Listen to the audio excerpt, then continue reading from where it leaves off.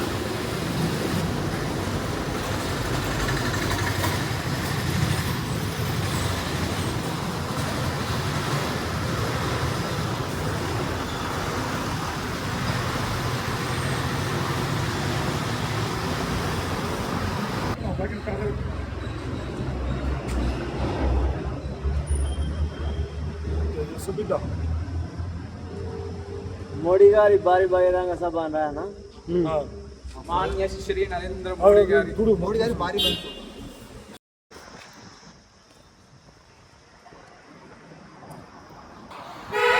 माता की जय, भारत माता की जय, जय श्री राम, जय श्री राम। అందరికి నమస్కారం।